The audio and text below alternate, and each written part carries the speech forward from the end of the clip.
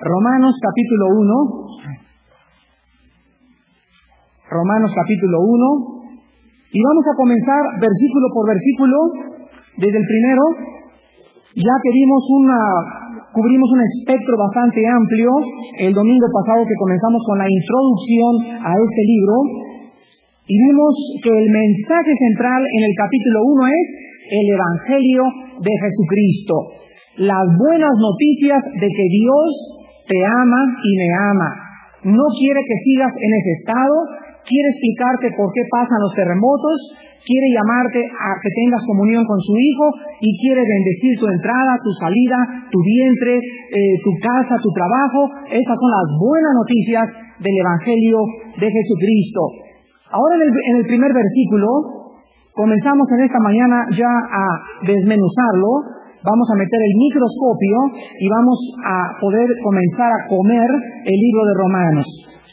Dice aquí: Pablo, siervo de Jesucristo, llamado a ser apóstol, apartado para el Evangelio de Dios, que él había prometido antes por sus profetas en las santas Escrituras, acerca de su Hijo, nuestro Señor Jesucristo, que era del linaje de David según la carne, que fue declarado Hijo de Dios con poder, según el Espíritu de santidad, por la resurrección de entre los muertos, y por quien recibimos la gracia y el apostolado para la obediencia a la fe en todas las naciones, por amor de su nombre, entre las cuales estáis también vosotros, llamados a ser de Jesucristo. A todos los que estáis en Roma, amados de Dios, llamados a ser santos, gracia y paz a vosotros, de Dios nuestro Padre y del Señor Jesucristo.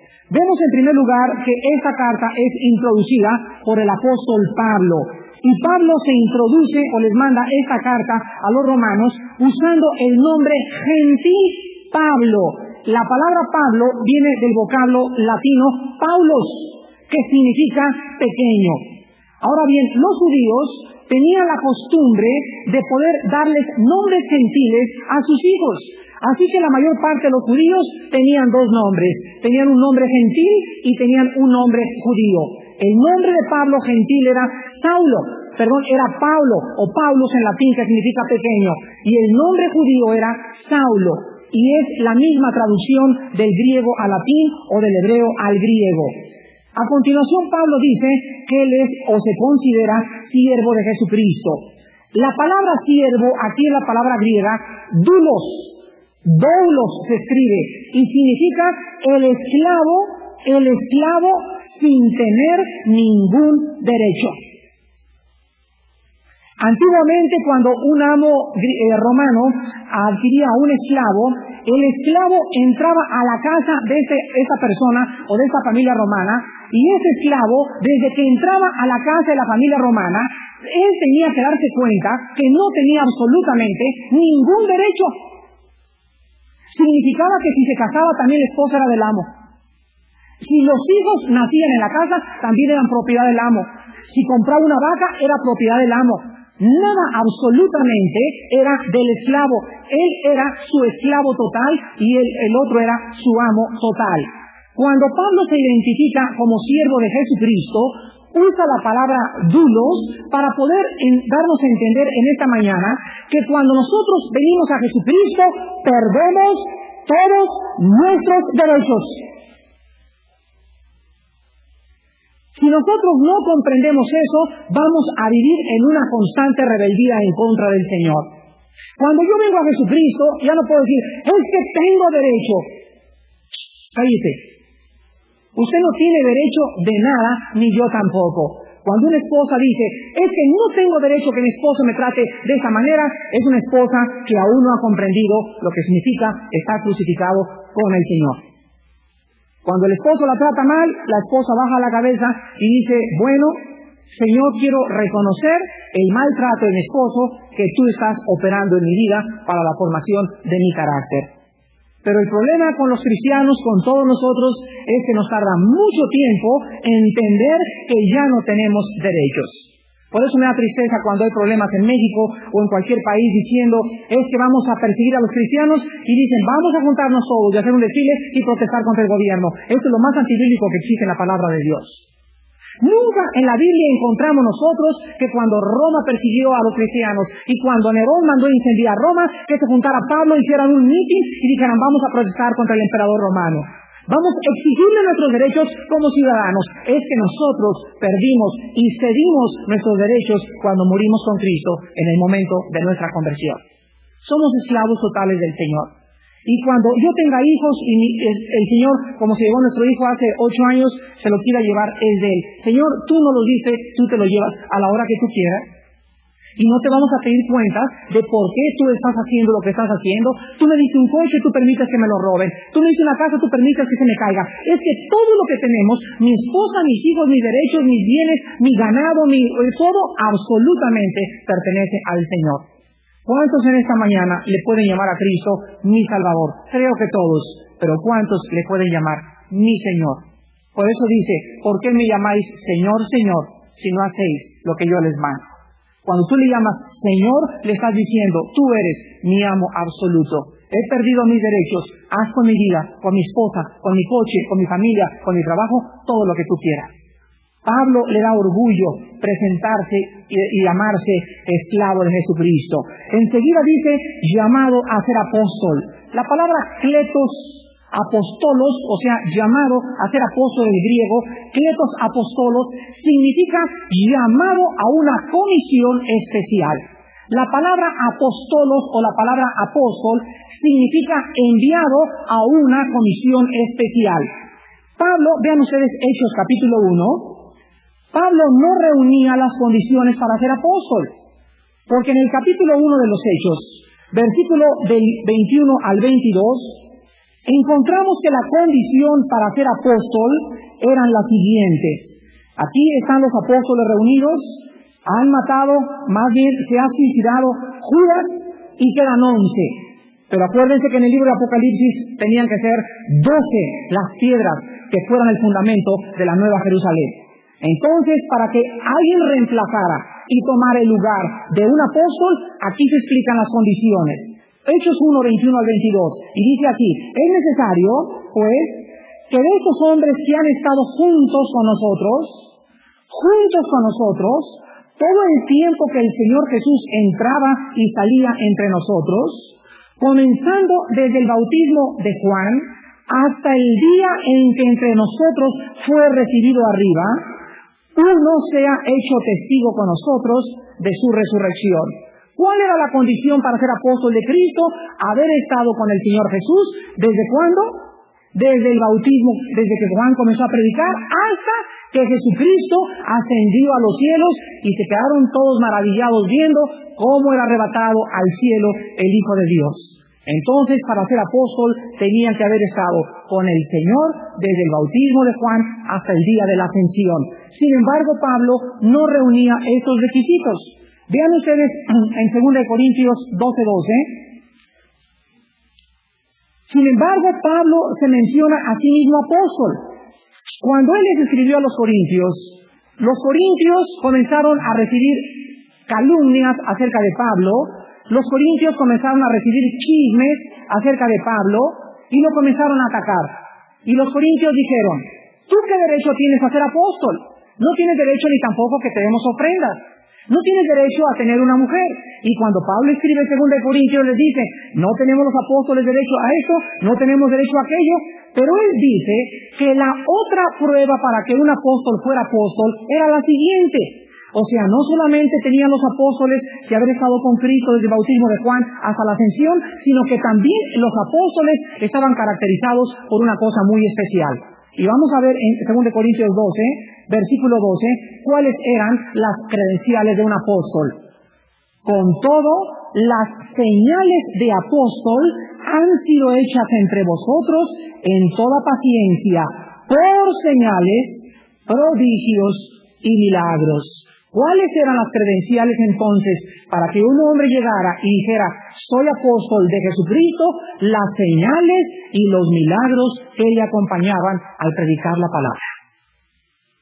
En aquel tiempo, un hombre podía llegar y decir, bueno, ¿y ese hombre quién es? Pero los milagros decían, no, ese hombre tiene el poder de Dios.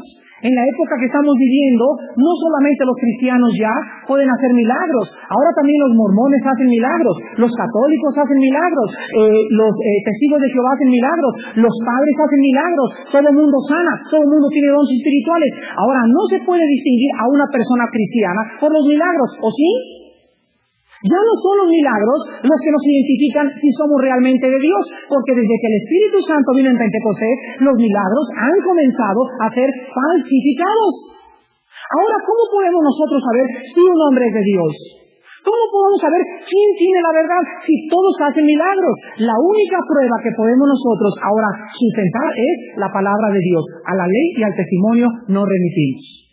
Si no ha amanecido, y si no conoce la ley, es porque no le ha amanecido. Se profetizó en el libro de Isaías. Entonces las pruebas de que él era apóstol era de que siempre lo acompañaron los milagros, casi hasta el final de su ministerio. Vean ustedes ahora en Gálatas 1:15, después de que Pablo dice, llamado a ser apóstol, apartado para el evangelio de Dios, vemos cómo también Pablo les explica a los Gálatas capítulo 1, versículo 15, y les dice, pero cuanto agradó a Dios, que me apartó, ¿desde cuándo? Yo no oí. Me apartó desde que era un feto. ¿Saben lo que significa la palabra feto? Alguien una vez le dijo a un hermano mío, tienes cara de feto. Perdona, un hermano en Cristo, no mi hermano carnal, tienes cara de feto. Y sin embargo, ese hermano en Cristo se ofendió. Y yo estaba, gracias a Dios, en esa conversación y le dije, hombre, qué privilegio te han dado, porque la palabra feto significa capullo. ¡Ay! Las mujeres que están embarazadas dicen, mi capullito que traigo aquí. Pero en el latín la palabra feto se oye fea, ¿verdad? Uno con cara así de monstruo. La palabra feto significa capullo. Entonces, desde que Pablo era un capullito, desde que tú eras un capullito, desde que yo era un capullo en el vientre de mi madre, desde que comenzó la ovulación y se formó mi columna vertebral y todo, dice la Biblia que desde ese momento Dios sabía qué nombre le iban a poner. Dios sabía lo que iba a hacer y Dios sabía también que Armando se iba a convertir en 1973, que iba a hacer esto, que iba a hacer hecho, y preparó todo el camino para que yo anduviera en él y para que tú anduvieras también en él. Desde antes de que tú nacieras, a Gustavo, a Enrique, Dios dijo, quiero que me sirvas en una iglesia que se va a formar en Tecamachalco, se van a cambiar en satélite, y todo estaba preparado por Dios. Y cuando un hombre de Dios entiende que todas las cosas han sido puestas por Dios, nosotros solamente tenemos que caminar en un camino que ya está pavimentado por el Espíritu Santo. Por eso cuando nosotros tenemos una iglesia, tenemos un equipo, si no hay descanso en nuestras mentes y no hay paz de que no es obra nuestra, sino es obra de Dios, no podemos tener la paz que sobrepasa todo entendimiento. ¿Se acuerdan ustedes de Jeremías también? En el capítulo 1, Dios le dice, te llamé desde el vientre de tu madre. Hermanos, hemos sido apartados, hemos sido sacados de las tinieblas y puestos a un lado. ¿Cuál es el objeto de todos los cristianos en esta mañana? ¿Cuál es?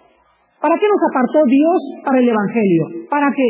Para que fuéramos con nuestra familia y fuéramos, ¿qué cosa? Testigos de qué? Testigos de que Él vive. Testigos de que Él vive. Papá, mamá, yo sé que tú tienes 5 doctorados, papá, y mamá, tú eres muy inteligente, yo soy un pobre bruto que en la primaria aprendí, pero quiero decirles, papá y mamá, que el Señor vive. ¿De qué estás hablando, mijito? Él vive. Y ese impacto que tú le das a tu familia, simplemente de que el Señor vive, es el mensaje de nosotros al mundo. Hemos sido apartados para el Evangelio, y quiero recordarles en esta mañana lo que ya deberían de saber. ¿Cuántos de ustedes están siendo testigos de Jesucristo? ¿Cuántos de ustedes ya tienen 15 días en el Señor, o 6 meses, o 1 año, o para que sea más penoso, 2 años en el Señor, y puedan voltear hacia atrás y decir, Padre, desde que soy cristiano, ¿en qué soy diferente de las otras personas? ¿En qué la otra gente puede ver que en mí hay un cambio? ¿En qué hay condiciones para que la familia esté rabiosa contra mí? Quiero decirles que el que no es perseguido no está viviendo cerca de Dios. ¿Sabían eso? Dice en 2 de Timoteo, porque todo aquel que quiera vivir piadosamente, la palabra eusebia en el griego significa cerca de Dios. La persona piadosa es la que vive cerca de Cristo, y la que vive cerca de Cristo comienza a entender que tiene que ir al mundo a hablar de su Señor. El que no vive cerca de Cristo no es perseguido. El que vive cerca de Cristo es perseguido. ¿Estás tú siendo perseguido?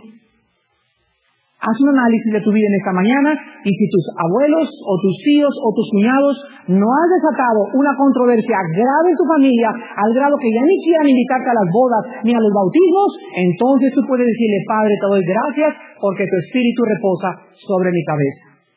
Pablo comienza su carta diciendo: aquí fui apartado, regresamos a Romanos, para el evangelio de Dios.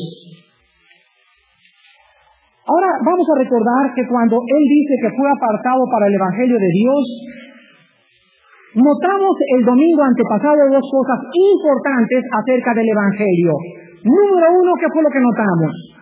Que es el evangelio o las buenas noticias de Dios a nosotros, no de nosotros a Dios, y decirle: Padre Santo, te encontré, sino las buenas noticias de que fue Dios quien amó al mundo. Fue Dios quien nos buscó a nosotros y no nosotros a Él. Fue Dios quien dio a su Hijo. Fue Dios quien tomó la iniciativa. ¿Dónde estás, Adán? ¿Por qué te andas escondiendo de mi vida? Cuando Él vino a nosotros no queríamos saber nada de Él. Pero tú me puedes decir: no, yo cuando oí el Evangelio, siempre oí eso en la misa, siempre oí eso en la iglesia protestante, siempre oí aquello, eso y el otro. Pero déjame decirte algo: si tu vida no fue cambiada ni convertida, tú nunca te convertiste a Jesucristo. Fue Dios el que tomó la iniciativa. He venido a buscar y a salvar lo que se había perdido. Él vino a buscarnos. Eso es lo primero que notamos del Evangelio. Y la segunda cosa es que son las buenas noticias. Dice en el versículo 2 que Él había prometido antes por sus profetas en las Santas Escrituras. Todo el Antiguo Testamento, hermanos, vean ustedes Levítico. Te vas a dar una empachada con Levítico tremenda. Una vez una señora me habló a las 2 de la mañana a la casa de ustedes y me dijo: Armando, me siento muy mal. ¿Qué le pasa, señora? Bueno, mire, yo conocí a Cristo hace 6 meses y anoche me acosté leyendo el libro de Levíticos. No he podido dormir porque no lo entiendo. Y dije: señora, usted acaba de levantarse de 6 meses de nacida y acaba de agarrar una chuleta y se la acaba de comer. Y se ha dado una atragantada tremenda. Entonces, no se preocupe, lo que usted tiene es que usted está empachada espiritualmente. Eso era lo único que tenía la señora, pero ella forzosamente quería entender el libro de Levíticos. Entonces yo le dije: señora, usted no puede hasta que no le salgan los dientes. Pero es que usted habló de Levíticos, sí lo mencioné y se los voy a mencionar también en esta mañana para que tengan un panorama general. El libro de Levíticos trata acerca de la santidad de Dios. De la santidad de Dios en la forma en que el pueblo se acercaba con sus ofrendas. El libro de Éxodo nos habla del tabernáculo que Dios le da a los hombres para que el Shekinah, la gloria de Dios, bajara y habitara en el desierto, en una tienda temporal. Durante toda la peregrinación de los judíos, el Mesías habitara en la forma del Espíritu de Dios en el propiciatorio y Él fuera aquella persona que tuviera comunión con los judíos. Después de darles el tabernáculo, les da Levíticos. Y en Levíticos era la forma como ellos deberían de presentar las ofrendas. Y les dice Dios en el libro de Levíticos: miren, quiero que entiendan lo siguiente. Les voy a dar las leyes de la consagración. Cuando cualquiera de ustedes se acerque a mí, me va a traer un macho, tiene que ser vacuno, o sea, un becerro. Puede ser un chivo o puede ser también una ovejita, pero que sea macho. Pero la condición era que tenía que ser sin defecto. ¿De qué nos hablaba esto? ¿De quién hablaba ese becerro que venían a presentar a sacrificar? El chivo y el becerro. ¿Por qué nos habla de Cristo? ¿Qué Cristo tenía cara de becerro? ¿O de chivo o de cordero? Entonces, ¿cuál es el tipo en el Antiguo Testamento que está pintando, tipificando al Mesías? ¿Quién es? Que el que vendría no podría tener defecto. Nunca fue hallado pecado en su boca. Cuando lo maldecían, no contestaba con maldición. Después dice en la ley de Levítico, cuando ya tenga ese animal sin defecto, que no sea sarnoso ni cochino, o sea, que no tenga pecado, ilustrando, dándonos un retrato del Mesías, la segunda cosa de ese animal era que tenía que ser presentado en la puerta. La voy a traer pizarrón el próximo domingo, porque me hace falta, pero el tabernáculo era un rectángulo y había una puerta, y era muy alto, eran como 2,5 metros, y los de afuera no podían ver lo que estaba pasando adentro, tenían que entrar. Pero si alguien quería agarrar el chivo, hagan de cuenta, es la entrada al tabernáculo, y es el tabernáculo. Había una familia que decía, no, lo que yo voy a hacer va a ser lo siguiente: voy a agarrar el becerro y me voy a venir por allá y lo voy a ofrecer allá en aquel lado. Otra familia decía, no, voy a agarrar el becerro y lo voy a ofrecer aquí afuera de la puerta. Ven lo que dice Levíticos capítulo 17 acerca de las personas que querían ofrecer los sacrificios en otro lugar que Dios no les había mandado. Vean qué exacto es Dios en cuanto a la forma en que debemos acercarnos. Y todo nos habla de Cristo. Levítico 17 dice así: habló Jehová a Moisés diciendo, habla a Aarón y a sus hijos y a todos los hijos de Israel y diles, esto es lo que ha mandado Jehová: cualquier varón de la casa de Israel que degollare buey o cordero o cabra en el campamento o fuera de él y no lo trajere, ¿a dónde? Y no lo trajere a la puerta del tabernáculo de reunión. ¿Quién dijo yo soy la puerta? Y el que por mí entrare, entrará y saldrá y hallará pastos. Jesucristo, vean qué hermoso, para que vean que solo Dios pudo haber hecho esto tan maravillosamente, esa unidad tan maravillosa. Versículo 4, y no lo trajere a la puerta del tabernáculo de reunión para ofrecer ofrenda a Jehová delante del tabernáculo de Jehová, será culpado de sangre el tal varón. Sangre derramó, será cortado el tal varón de entre su pueblo, a fin de que traigan los hijos de Israel sus sacrificios, los que sacrifican en medio del campamento, para que los traigan a Jehová, otra vez por segunda vez, a la puerta del tabernáculo de reunión, al sacerdote, y sacrifiquen ellos sacrificios de paz a Jehová. Versículo 6, y el sacerdote esparcirá la sangre sobre el altar de Jehová a la puerta, por tercera vez, a la puerta del tabernáculo de reunión, y quemará la grosura en olor grato a Jehová. Y nunca más sacrificarán sus sacrificios a quienes. Cualquier persona que quiera venir a Dios e hincarse delante de un ídolo, y no hincarse en la puerta, se está hincando ante los demonios. Cristo dijo en Juan 10, cualquiera que no entra por la puerta es un ladrón. La gente que está fuera del campamento dicen, por cualquier lado podemos venir a Dios. Vamos a brincarnos por aquella parte, vamos a entrar por ese lado, y dice Dios, no. Porque Él es el único nombre dado bajo el cielo, Él es la única entrada al Padre, y Cristo dijo en Juan 14:6, nadie va al Padre si no es por mí, y yo soy la puerta. Entonces, antes que nosotros conociéramos que teníamos que entrar por la puerta, nos habían enseñado que cualquier religión entraba al tabernáculo. ¿No es cierto?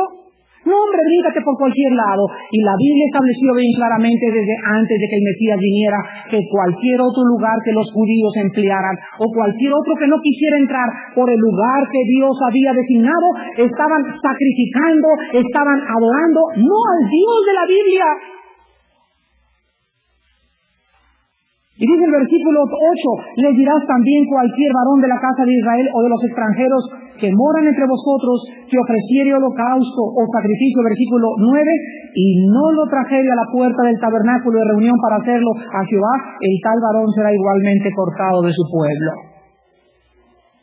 Cuando Él venga, entonces va a haber mucha gente que le diga, Señor, Señor, y Él nos va a contestar, cuando Él venga, va a haber 10 botellas en el mundo. Una botella tendrá una etiqueta y dirá pentecostales, otra botella dirá presbiterianos, otra dirá bautistas, otra dirá metodistas. Y cuando venga, no va a venir, Señor, aquí estamos nosotros, mira, Señor, los metodistas, mira los bautistas, los presbiterianos, mira los de la iglesia de Cristo. No, cuando el Señor venga, no va a haber la etiqueta. ¿Qué cosa va a ver Dios cuando Él venga? Cuando el Señor venga, va a ver lo que está dentro de la botella. Y el que no tiene el Espíritu de Cristo, Romanos 8:9, el tal no es de él, aunque tenga la etiqueta de protestante, aunque tenga la etiqueta de católico, aunque tenga la etiqueta de metodista. Lo que Dios ve es la vida de su Hijo en nuestras vidas. Regresamos a Romanos. Entonces, dice la Biblia que estas noticias del Mesías, del Cordero que quita el pecado del mundo, había sido anunciado. ¿Cómo había sido anunciado? Por medio de tipos, por medio de símbolos, por medio de retratos, por medio de significados espirituales que la gente no entiende si no tiene el Espíritu Santo. Pero desde el Génesis hasta el Apocalipsis nosotros encontramos dos temas: la vida y la obra del que había de venir y ya vino. Versículo 3, acerca de su Hijo Jesucristo nuestro Señor, que era del linaje de David según la carne, que fue declarado Hijo de Dios con poder, según el Espíritu de santidad, por la resurrección entre los muertos. Aquí encontramos tres cosas muy importantes acerca del que había de venir. Número 1, el que tendría que venir según la carne, ¿a través de quién?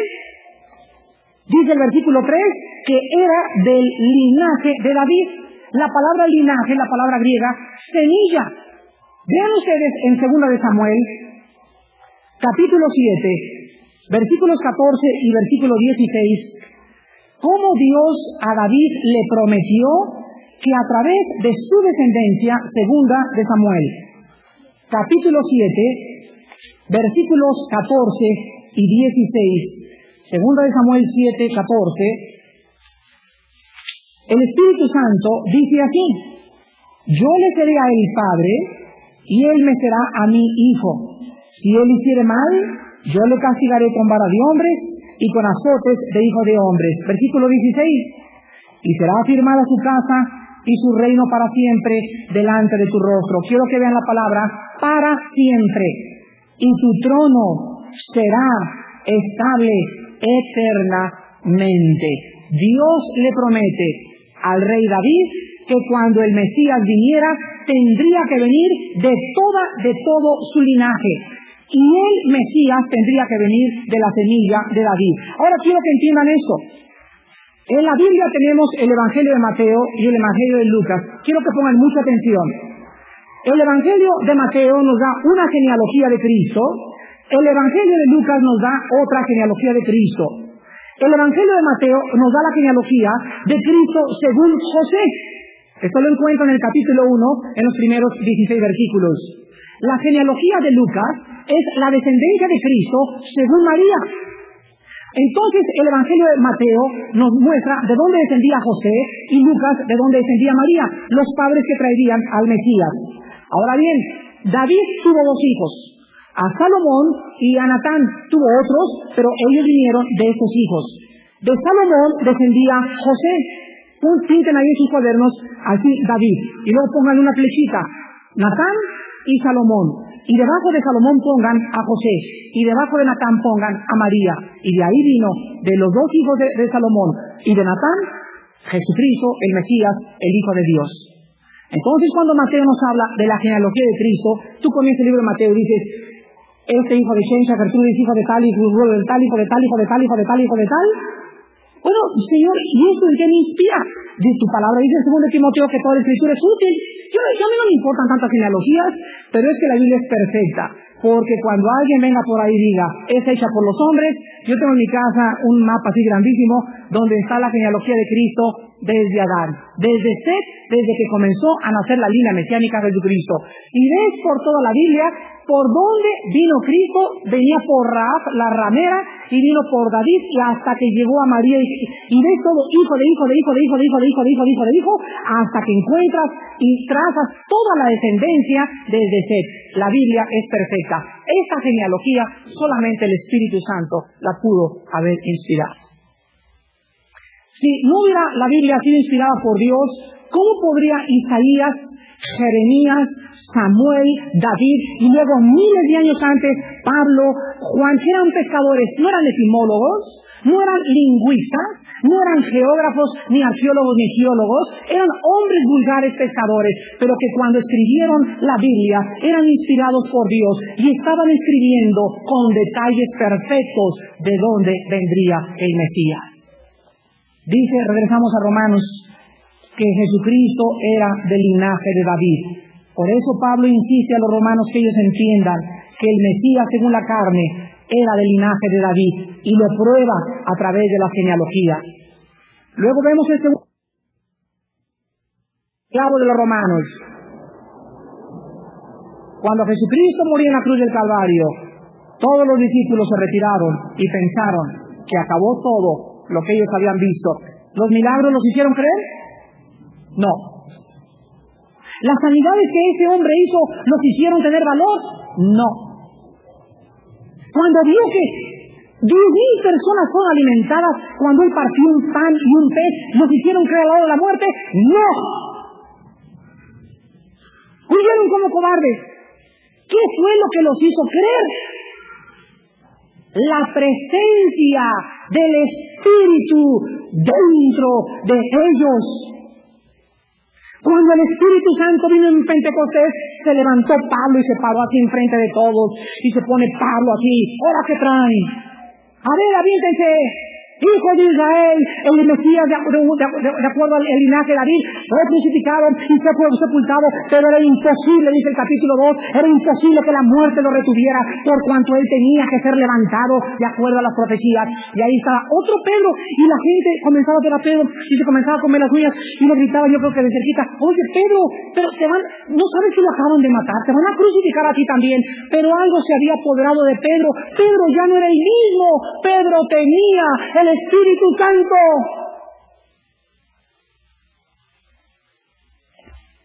Y ese Espíritu está en nosotros ahora. Aunque en toda mi vida yo no vea jamás caer fuego del cielo, tengo el testimonio de Cristo en mi corazón.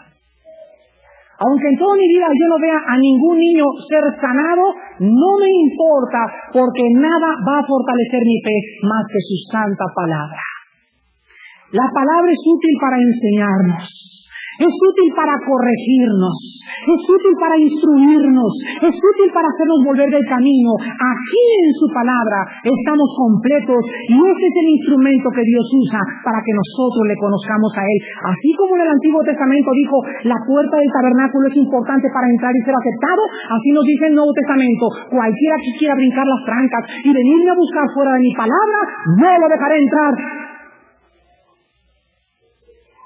Cuando Cristo fue levantado de los muertos, hermanos, en Jesús, por si fuera poco, entra y se les aparece en el cuarto y les extiende las manos y les dice: paz a vosotros. Y en lugar de que dijeran: ¡ay, Señor, sabíamos que ibas a resucitar!, creían que veían espíritu y se llenaron de miedo. Los Ghostbusters. Les dio miedo la presencia de un ser sobrenatural. Ya venía Cristo con otro cuerpo, pero acordémonos también que cuando Cristo el tercer día resucitó y subió al cielo, se acercó una mujer antes de que él subiera y lo quiso abrazar, y Cristo le dijo: no te acerques ni me toques, porque no he sido glorificado. ¿Se acuerdan de ese pasaje? Bueno, pero después vemos también que posteriormente Él sube el mismo día, tercer día al cielo, y baja. Y el tercer día, cuando regrese en la noche, las mujeres ya lo abrazan y Él permite que ellas le toquen. Cuando entonces Cristo subió al tabernáculo divino a dejar la sangre que él había derramado el tercer día de su resurrección. Y cuando él bajó, pasaron 2 semanas hasta que se les pudo aparecer. Se les apareció a las mujeres en el sepulcro, se les apareció en el camino de Maús, pero a todos entra a las 2 semanas y les dice a todos: vean mis manos y vean mi costado. Acérquense y palpen, o sea, tóquenme, porque no soy un espíritu. Un espíritu no tiene carne ni huesos. Y cuando lo tocan y saben que es él, se hinca Tomás y le dice: mi Señor y mi Dios. Pero aún viendo a Cristo resucitado, ellos no tenían valor. Tenía que venir él 50 días después, en el momento de Pentecostés, en la forma del Espíritu Santo, para empujarlos a ir al mundo y decir: mi Señor vive, aleluya, soy su hijo. Fue declarado Hijo de Dios con poder, y quiero que apunten, los que están tomando los apuntes, lo siguiente. El cristianismo no está fundado en dogmas. El cristianismo no está fundado en ninguna organización, en ninguna declaración. El cristianismo está fundado en la resurrección de Jesucristo. Con eso le estoy diciendo lo siguiente: el cristianismo permanece en pie o se derrumba con la resurrección de Cristo. Si Cristo no hubiera resucitado, no hubiera cristianismo. Lo que hace y levanta al cristianismo y lo hace diferente de los budistas, de los musulmanes, de los religiosos, de los Hare Krishna y de todos aquellos ídolos y proposiciones filosóficas, lo que el cristianismo tiene de singular y de peculiar y de diferente es que el cristianismo clama que el fundador del cristianismo vive. Mahoma es visitado por millones de musulmanes. Buda es visitado por millones de musulmanes y mahometanos. Pero nosotros sabemos que él no está en la tumba. Y si él estuviera en la tumba, ¿cuál sería nuestra esperanza? Díganme ustedes. Vendría cualquier persona ahorita, un filósofo, un ateo, y me diría: usted está filosofando, Señor, pero cuando yo hable de Cristo tengo autoridad en la palabra para darle evidencias racionales, científicas, históricas, geográficas de la evidencia de la resurrección de mi Señor. La resurrección cambió la historia del mundo. La resurrección cambió mi vida porque Él entró a vivir en mi espíritu hace 10 años. Es la resurrección de Cristo aquello que nos da esperanza. Si Él no viviera, créanmelo con toda mi alma, yo sería un mercenario en una balsa rumbo abajo del río Mississippi en Sudamérica, peleando contra los sandinistas o peleando quién sabe en dónde, o en Angola, o yo ya quería yo irme a viajar, yo no quiero saber nada de oficina, ni de trabajar, ni nada. Quiero vivir la vida con 3 o 4 mujeres robando, quién sabe qué estaría haciendo. No tendría por qué ser fiel a mi esposa. Hay 15 gancitos marineros mejor que ella. No tendría por qué ser entregado, ni santo, ni tener principios morales. Podría ser un blasfemo o un farsante. Pero lo que cambia nuestras vidas es que algún día vamos a volver a vivir. Vean 1 Corintios capítulo 15 cómo lo expresaron los apóstoles. Lo expresaron de una forma tan contundente y tan precisa y tan radical que dijeron lo siguiente. 1 Corintios 15, del 12 en adelante. Pero si se predica de Cristo que resucitó de los muertos, ¿cómo dicen algunos entre vosotros que no hay resurrección de muertos? Escuchen, porque si no hay resurrección de muertos, o sea, si no va nadie a volver a vivir de lo que estamos en esta mañana, entonces la resurrección de Cristo es una mentira. ¿Se dan cuenta de esa declaración? Si alguien se levanta y te dice: con la vida acaba todo, y no hay nada más que el polvo, no hay esperanza, no hay nada después de la vida, tú te volteas y le dices: lo que tú me estás diciendo es que Cristo no resucitó. Yo no te estoy hablando de Cristo, te estoy hablando de ti. Discúlpame, pero al negar tú la resurrección, estás negando la resurrección de aquel que diría: yo soy la resurrección en la vida, y así como el Padre con su poder me levantó, yo ahora tengo el poder para darle vida a aquel que haya creído en mí en esa vida. Es lo que Pablo etimológicamente y apologéticamente está defendiendo. Si no hay resurrección, tampoco Cristo resucitó. Y si Cristo, versículo 14, y si Cristo no resucitó, vana es entonces nuestra predicación y vana es también vuestra fe. Amigo que me visitas y amiga que me visitas, ¿en quién crees? Me vas a contestar, en Dios. ¿Quién te enseñó a conocer a ese Dios en el cual crees? Mi iglesia. ¿Y tu iglesia en qué está fundada? En dogmas y tradiciones. Y esos dogmas y tradiciones, ¿en quién tienen su fundamento? En los hombres. Entonces tu fe es falsa. Cuando alguien me dice, ¿tú crees en Dios? Sí. ¿Y en qué está basado tus fundamentos para creer en Dios? ¿En qué está basada tu fe? ¿En los dogmas de una iglesia? ¿En la organización de una organización inmensa mundial? No, mi fe está basada en que mi Señor volvió a vivir. ¿Y por qué Él vive? Por el simple hecho.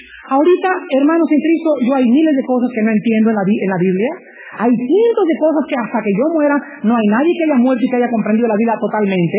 Pero cada vez que me vienen dudas, cada vez que me veo apresado de depresiones morales, mentales y psicológicas, el único pensamiento que me alimenta, el único pensamiento que me alienta, el único pensamiento que me trae esperanza es saber que Él vive. Nada más. No entiendo, Padre, lo que está pasando con los temblores, pero yo sé que tú te levantaste los brazos. Eso me alienta. Job tenía una enfermedad de la punta de los cabellos hasta la punta de los pies. Estaba Job sentado así, cruzado como los hindúes, en el polvo, con un taparrabos aquí, ni tanga era lo que traía puesto, y todos sus amigos alrededor de él.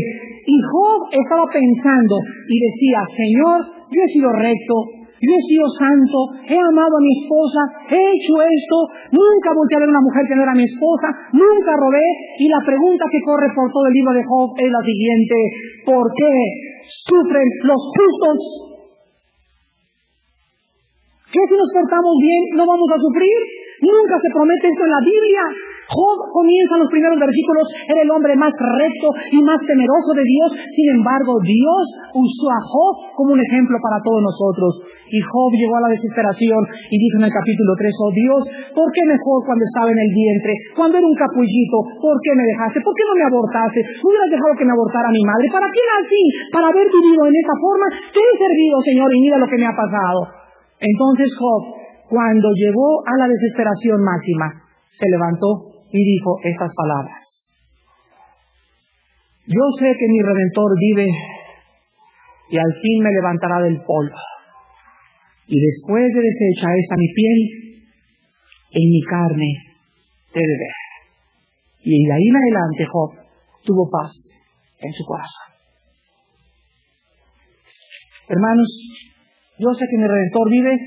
Este cuerpo, arrugas y cáncer y sida y quién sé qué tantas cosas lo va a ser atacado, pero yo lo único que sé es lo siguiente: que los cristianos tenemos una esperanza. Y cuando vienen los terremotos, y cuando viene la muerte, y cuando viene aquello que no se puede explicar, el cristiano sabe que Cristo ha vuelto a vivir. Dice Romanos, fue declarado Hijo de Dios con poder. Una vez vean 1 Corintios capítulo 1, Pablo tenía mucho miedo cuando llegó a Atenas, porque estaban dos clases de escuela filosófica en Atenas, y una eran los epicúreos y otra eran los estoicos. Ambas escuelas filosóficas provenían del maestro Zenón. Unos decían que el propósito de la vida era el placer, arrastra la cobija, como dicen así ahora en la televisión, pasa la jarra. Vive la vida, sé la vie, como dicen los franceses. La dolce vita, como dicen los italianos. Entonces, cuando Pablo llegó a Atenas, lo invitaron a predicar, pero en Atenas había una iglesia, más bien cerca de Atenas que a Corinto. Entonces estas dos escuelas se dividieron. Y los judíos comenzaron a decir, los que ya sabían que el Mesías había sido crucificado, comenzaron a decir que ellos querían pedir señales. Pero la otra escuela, los griegos, comenzaron a pedir sabiduría. Ellos querían oír algo así hermoso, palabras tercermundistas y raíces etimológicas y Carlos Darwin y la evolución y quién sabe qué tantas cosas. Entonces Pablo llega a Corinto y les dice lo siguiente, el versículo 22 en adelante. Porque los judíos piden, ¿qué cosa? Señales. O sea, aquí había un grupo que lo único que querían era ver milagros. Y los griegos buscaban, ¿qué cosa? Sabiduría. Pero nosotros predicamos a Cristo crucificado, para los judíos ciertamente tropezadero y para los gentiles locura, mas para los llamados, así judíos como griegos, Cristo, poder y sabiduría de Dios. ¿Quieres milagros? El milagro más grande es cuando el Señor levantó de la tumba a su Hijo. ¿Quieres sabiduría? Cristo dijo, en mí están escondidos todos los tesoros de la sabiduría. No en la dianética, ni con el maestro Sigmundo Regés de la Ferrer, ni con los gurús, ni con el Maharaji Kashi, ni con ninguna persona, en mí, porque yo soy la razón, la existencia, el creador. Vengan a mí y encuentren deleite en su alma.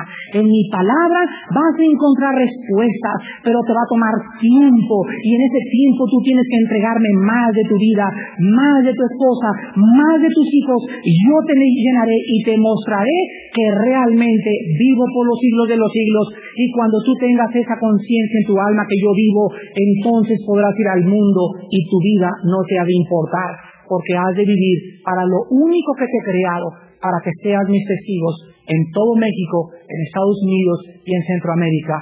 Hermanos, Jesucristo contiene todo el mensaje de la Biblia.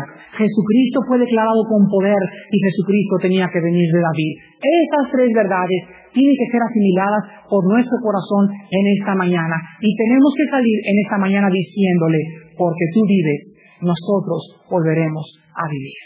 Oremos.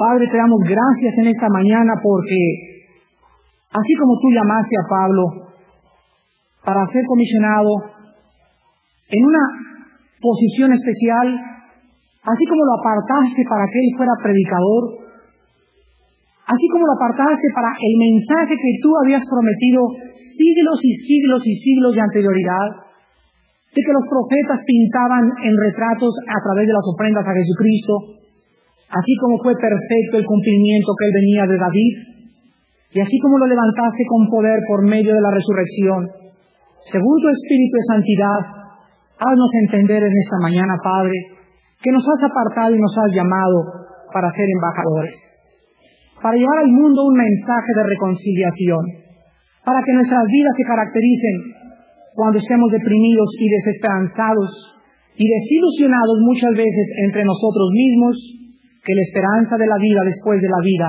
nos vuelva a traer consolación eterna en Jesucristo. Oh Padre, estamos listos a cualquier hora para que nos lleves. En el momento que sea, ya sea a través de un accidente, de una enfermedad, de un temblor, Padre, para nosotros es ganancia. Oh Dios, nuestra carne te anhela.